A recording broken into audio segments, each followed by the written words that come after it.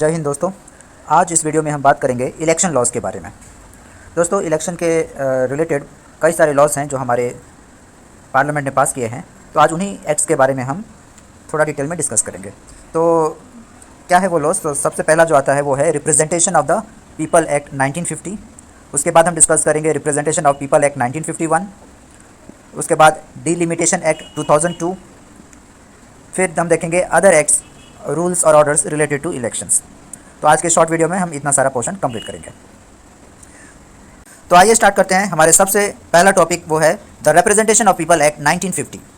दोस्तों, हमारे संविधान के आर्टिकल 81 और 170 में ये बताया गया है कि हमारे पार्लियामेंट और स्टेट के जो लेजिस्लेटिव असेंबली है उनमें कितने maximum number of seats allowed होगा, लेकिन एक्चुअल में कितना सीट अलोकेट किया जाना है इसके बारे में हमारे कॉन्स्टिट्यूशन में बात नहीं किया है। उसने एक लॉ के बारे में डिस्क्राइब करके छोड़ दिया है, यानी कि हमारे पार्लियामेंट हो या लेजिस्लेटिव असेंबली हो उसमें कितने मैक्सिमम नंबर ऑफ सीट्स हो सकते हैं इसका डिस्क्रिप्शन संविधान में मिल जाएगा, लेकिन वो एक्चुअल में कितना होना चाहिए, हर एक स्टेट के लिए कितना, हमारे पार्लियामेंट में कितना, वो एक कानून में डिस्क्राइब किया है जिसका नाम है the representation of people act 1950।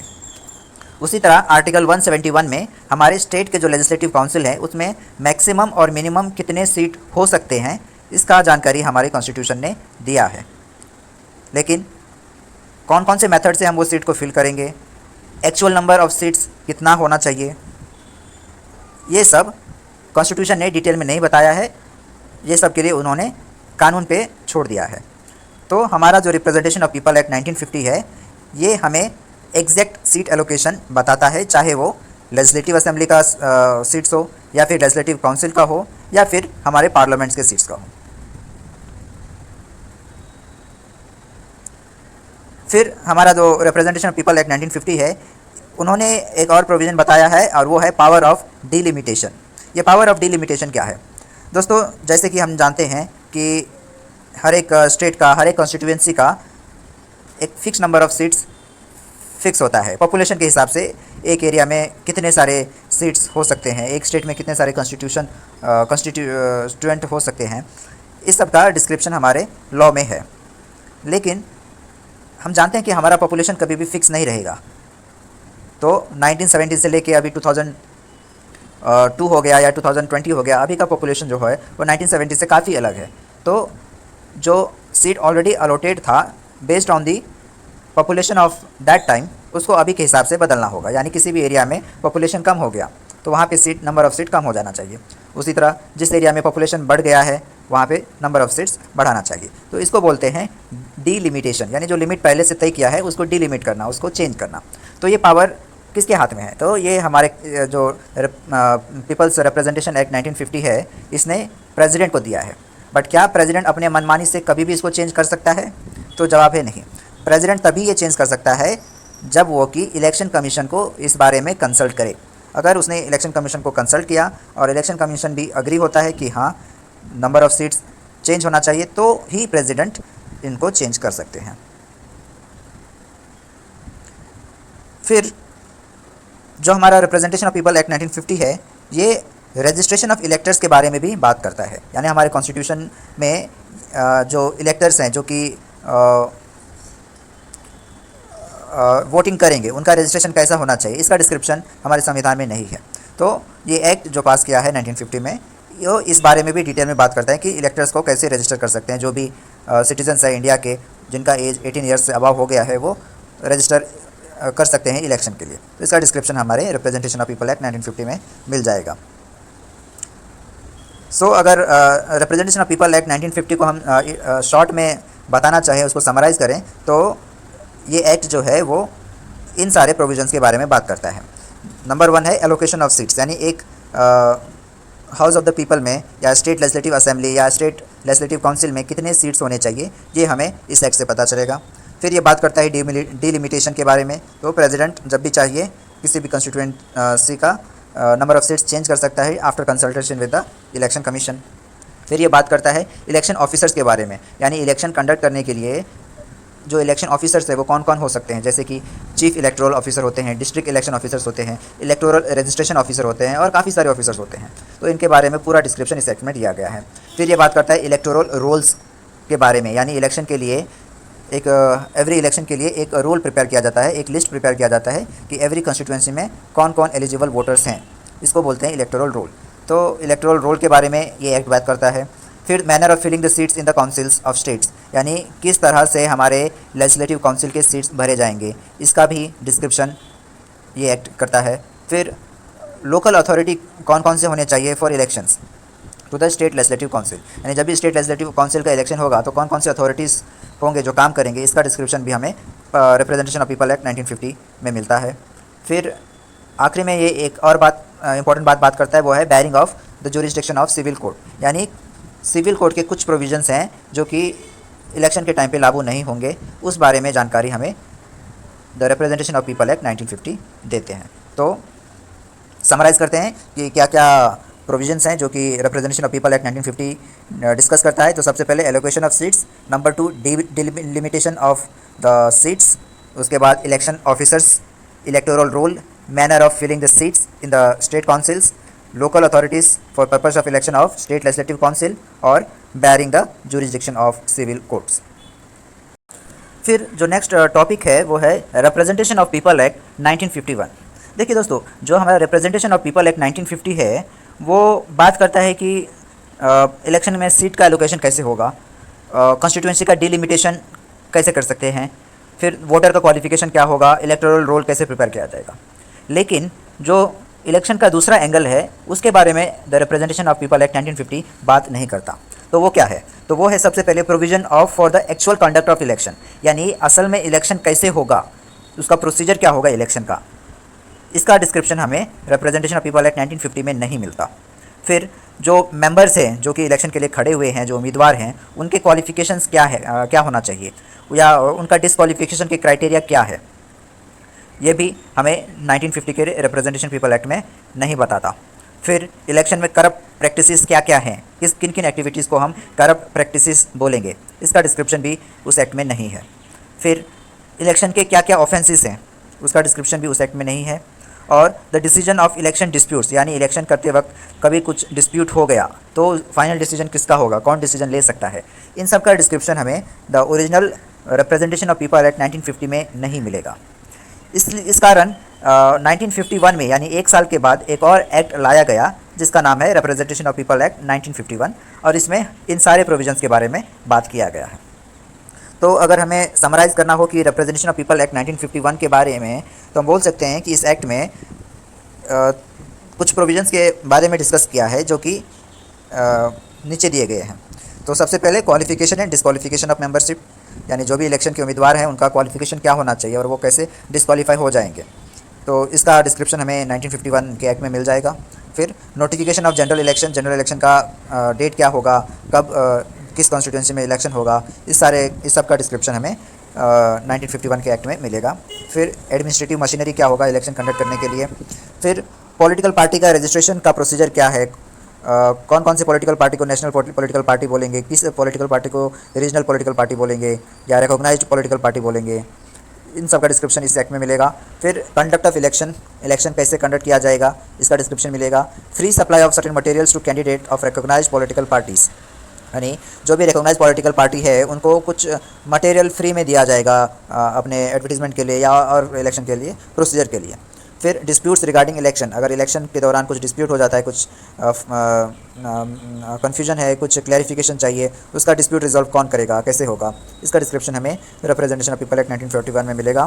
फिर करप्ट प्रैक्टिसेस क्या है, इलेक्टोरल ऑफेंसेस क्या है, इसकी जानकारी मिलेगी। पावर ऑफ इलेक्शन कमीशन के क्या क्या पावर्स हैं, इसकी जानकारी मिलेगी। By elections and time limit for filling vacancy, अगर किसी भी कारणवश कोई भी पोस्ट, किसी भी मेंबर का पोस्ट वेकेट हो जाता है तो उसको कितने टाइम तक वो खाली रह सकता है, अगर उस पोस्ट को फिल करना है तो उसको हम बाई इलेक्शन बोलते हैं कि बाई इलेक्शन कब किया जा सकता है, इसका डिस्क्रिप्शन मिलेगा। फिर मिसलिनियस प्रोविजंस इलेक्शन के रिलेटेड। फिर barring the jurisdiction of civil court. तो ये सारे जो प्रोविजंस है वो हमें रिप्रेजेंटेशन ऑफ पीपल एक्ट 1951 में देखने को मिलेगा। अब यहाँ पे हम बात किया है कि कंडक्ट ऑफ इलेक्शन। तो जब हम कंडक्ट ऑफ इलेक्शन बात करते हैं तो इसमें क्या क्या आता है? तो सबसे पहले इसमें नॉमिनेशन ऑफ कैंडिडेट आता है, यानी जब भी इलेक्शन कंडक्ट होगा सबसे पहले जो कैंडिडेट हैं, जो उम्मीदवार हैं, वो अपना नॉमिनेशन फाइल करेंगे। तो सबसे पहले नॉमिनेशन आएगा, फिर कैंडिडेट्स एंड देयर एजेंट्स। फिर नॉमिनेशन फाइल करते वक्त कैंडिडेट कौन है, किस पॉलिटिकल पार्टी से है, इसकी जानकारी दी जाएगी। उनके एजेंट कौन कौन हैं, इसकी जानकारी दी जाएगी। फिर जनरल प्रोसीजर ऑफ इलेक्शन क्या, एट इलेक्शन मतलब इलेक्शन के वक्त प्रोसीजर क्या होगा इलेक्शन के लिए, क्या डूज़ हैं, क्या डोंट्स हैं, क्या क्या एक्ट्स हैं जो प्रोहिबिटेड है इलेक्शन के टाइम पे, इस सब की जानकारी हमें मिलेगी। द पोल मतलब जो जब वोटिंग कास्ट किया जाएगा उसको हम पोलिंग बोलते हैं, तो पोल कैसे होगा। फिर काउंटिंग ऑफ वोट्स कैसे होगा। फिर मल्टीपल इलेक्शंस के बारे में जानकारी मिलेगी, यानी बहुत सारी कंस्टिट्यूंसी का इलेक्शन एक साथ होता है। जनरली हम देखते हैं कि 4-5 या उससे ज़्यादा भी कंस्टिट्यूंसी का इलेक्शन एक साथ किया जाता है, उसको मल्टीपल इलेक्शन बोलते हैं। फिर publication of election results and nominations, तो इलेक्शन के जो भी रिजल्ट हैं उसका कैसे पब्लिश किया जाएगा, कैसे इलेक्शन का रिजल्ट डिक्लेयर किया जाएगा, इसकी जानकारी। फिर declaration of assets and liabilities, यानी जो भी इलेक्शन के लिए खड़े हो रहे हैं, जो भी उम्मीदवार हैं, उनके अपने एसेट्स और लाइबिलिटीज़ की जानकारी डिक्लेयर करना होगा कि उनके पास कितना प्रॉपर्टी है, उनके पास कितना इनकम है। फिर इलेक्शन एक्सपेंसेस, कितने पॉलिटिकल पार्टी ने कितना एक्सपेंड किया है इलेक्शन में और वो पैसे कहाँ से आए, इसकी जानकारी सब दी जाएगी। तो ये सारे कंडक्ट ऑफ इलेक्शन के अंदर आता है। फिर provision of act with respect to dispute regarding elections are related to following matters, यानी जो डिस्प्यूट्स हमने जो बोला है कि इलेक्शन के डिस्प्यूट्स हैं उसमें क्या क्या आता है। तो इलेक्शन के डिस्प्यूट में सबसे आता है, पहले आता है presentation of election petition to high court, यानी अगर आप किसी भी इलेक्शन के किसी भी प्रोसीजर से अगर आपको कुछ डाउट है, कुछ सेटिस्फाइड नहीं है ट्रू एंड फेयर इलेक्शन के बारे में, या ट्रांसपेरेंसी मेंटेन नहीं की गई है, तो आप हाई कोर्ट में अपील कर सकते हैं। फिर ट्रायल ऑफ इलेक्शन पेटिशन, फिर उसका ट्रायल होगा। फिर अगर आप चाहें तो अपना पेटिशन विड्रॉ कर सकते हैं, तो withdrawal and abatement of election petition हो सकता है। या फिर हाई कोर्ट की डिसीजन से अगर आप खुश नहीं है तो आप ऊपर के कोर्ट में यानी सुप्रीम कोर्ट में अपील कर सकते हैं। फिर cost and security of costs, तो जो भी इलेक्शन के लिए आपने पेटिशन डाला है इलेक्शन के डिस्प्यूट के लिए, उसका कॉस्ट लगेगा लीगल प्रोसीजर्स के लिए, फिर उस कॉस्ट के लिए आपको सिक्योरिटी रखना पड़ेगा। तो इन सब का डिटेल में प्रोविजंस हमारे इलेक्शन डिस्प्यूट रिगार्डिंग इलेक्शन के अंडर में डिस्क्राइब किया हुआ है। तो ये था दोस्तों हमारा representation of people act 1951। In short में अगर बोलना चाहे तो जो पहला एक्ट था 1950 वाला, उसमें कुछ हद तक ही प्रोविजंस के बारे में डिस्कस किया गया है, इसीलिए ज़रूरत पड़ी कि 1951 में जो दूसरे साइड्स के प्रोविजंस हैं जो छूट गए थे वो 1951 के प्रोविजंस में इंक्लूड कर दिए गए हैं। फिर द नेक्स्ट जो सब टॉपिक है वो है डिलिमिटेशन एक्ट 2002। तो डिलिमिटेशन के बारे में हमने पहले डिस्कस किया था, तो अभी हम डिटेल में डिस्कस करेंगे। तो देखिए, जो हमारा संविधान का जो आर्टिकल है ना, आर्टिकल 82 एंड 170, ये बात करता है कि री adjustment and division of each state, यानी एक स्टेट को हम डिफरेंट टेरिटोरियल कॉन्स्टिट्यूएंसीज में बांट दे देंगे डिपेंडिंग अपॉन दी पॉपुलेशन, यानी किसी भी एरिया में अगर उसका पॉपुलेशन ज़्यादा है तो वहाँ पे नंबर ऑफ़ सीट ज़्यादा होंगे, यानी कि एक एरिया में नंबर ऑफ़ कॉन्स्टिट्यूएंसीज ज़्यादा होंगे। वहीं पे अगर किसी भी कोई बड़ा सा एरिया है लेकिन वहाँ का पॉपुलेशन बहुत ही छोटा है तो वहाँ पे नंबर ऑफ़ कॉन्स्टिट्यूएंसी कम रखेंगे। तो ये प्रोविजंस हमारे संविधान में दिया गया है। लेकिन प्रॉब्लम ये हो गया कि जो पॉपुलेशन है उसका ग्रोथ होगा धीरे धीरे, तो हर एक कॉन्स्टिट्यूएंसी के जो ग्रोथ ऑफ पॉपुलेशन है वो इवन नहीं है, वो अनइवन है। यानी किसी कॉन्स्टिट्यूएंसी में पॉपुलेशन का ग्रोथ बहुत ज़्यादा हो गया और किसी में बहुत कम हो गया। ऐसा क्यों हुआ? क्योंकि बहुत सारे लोग जो है वो गांव से शहर में माइग्रेट हो जाते हैं, तो इस कारण जो गांव के इलाके की कॉन्स्टिट्यूएंसी से वहाँ पे पॉपुलेशन का ग्रोथ कम हो जाएगा, वहीं पे शहर का जो कॉन्स्टिट्यूएंसी से वहाँ पे पॉपुलेशन का ग्रोथ ज़्यादा होगा। तो इस वजह से अब नीड आ गया कि जो हमने पहले सीट फिक्स किया था, जो 1950 में हमने सीट फिक्स किया था हर एक स्टेट के लिए, हर एक कॉन्स्टिट्यूएंसी के लिए, उसको अभी के पॉपुलेशन के हिसाब से हमें मॉडिफाई करना होगा। तो इसके लिए द डिलिमिटेशन एक्ट 2002 में एक्ट पास किया गया। तो इस एक्ट के अंदर जो सबसे इम्पोर्टेंट बात की गई है वो है डिलिमिटेशन कमीशन का फॉर्मेशन का, यानी एक डिलिमिटेशन कमीशन फॉर्म किया जाएगा जो कि सारे कॉन्स्टिट्यूएंसी की पॉपुलेशन को स्टडी करेगा और depending upon the population number of seats allot करेगा। लेकिन उनको एक इस बात का ध्यान रखना चाहिए, ध्यान रखना होगा कि जो टोटल नंबर ऑफ़ सीट्स हैं एससीज़ के लिए या फिर एसटीज़ के लिए वो चेंज ना हो। यानी भले ही किसी भी स्टेट में एससी एसटीज़ के लिए सीट्स कम या ज़्यादा हो जाए, पर लेकिन जो टोटल है, टोटल नंबर ऑफ़ सीट्स वो कम या ज़्यादा नहीं होना चाहिए, वो हमारे पहले के हिसाब से ही फिक्स होना चाहिए। समझ में आ गई बात? यानी टोटल सीट जो SC ST के हैं वो तो फिक्स ही रहेगा, लेकिन डिपेंडिंग अपॉन द पॉपुलेशन एक कंस्टिट्यूएंसी में नंबर ऑफ़ सीट्स ऊपर या नीचे हो सकता है। अगर पॉपुलेशन एक एरिया में SC ST का बढ़ गया तो वहाँ पे सीट जब बढ़ा देंगे, और जैसे यहाँ बढ़ेगा तो दूसरे एरिया में जहाँ पे उनका पॉपुलेशन कम हो गया वहाँ पे उनका सीट कम कर दिया जाएगा। तो टोटल नंबर हमारा सेम ही रहा, बट द इंडिविजुअली कंस्टिट्यूएंसी का सीट चेंज कर दिया गया। फिर एक टाइम फ्रेम दिया गया कि इसका रिपोर्ट कब तक सबमिट किया जाएगा। तो जो डिलिमिशन कमीशन है उनको बोला गया कि आप 2001 के पॉपुलेशन सेंसस को कंसीडर करिए। अभी तक हम 1971 के पॉपुलेशन के सेंसस पे ही सीट्स का एलोकेशन करते आ रहे हैं, लेकिन अभी टाइम बदल चुका है, इसीलिए अभी 2001 जो लेटेस्ट पॉपुलेशन सेंसस है उसके हिसाब से आप सीट्स का डिलिमिटेशन करिए। तो उनके लिए एक फ़िक्स टाइम दिया कि आप, क्योंकि ये लंबा प्रोसीजर है, बहुत ही टीडियस जॉब है, इसीलिए उनको 6 साल का टाइम दिया गया और बोला गया कि आप 2008 जुलाई 31 को आप अपना रिपोर्ट पेश करें। फिर आता है दोस्तों other acts relating to elections. तो इन 3 एक्ट्स के अलावा बहुत सारे एक्ट हैं जो कि इलेक्शन के रिलेटेड हैं, कुछ रूल्स हैं और कुछ ऑर्डर्स हैं जो कि इलेक्शन के रिलेटेड हैं। तो हम एक लिस्ट देख लेंगे कि कौन कौन से एक्ट्स हैं जो कि इलेक्शन के रिलेटेड हैं।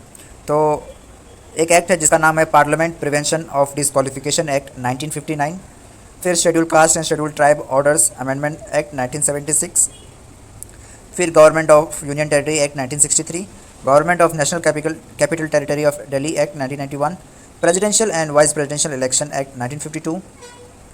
उसके बाद कुछ रूल्स हैं जो इलेक्शन रिलेटेड हैं, वो है registration of electors rules 1960, conduct of election rules 1961, prohibition of simultaneous membership rules 1950, members of Lok Sabha disqualification on ground of defection rules 1985, फिर members of Rajya Sabha disqualification on ground of defection rule 1985, presidential and vice presidential election rules 1974, members of Lok Sabha declaration of assets and liabilities rules 2004 और members of Rajya Sabha declaration of assets and liabilities rules 2004।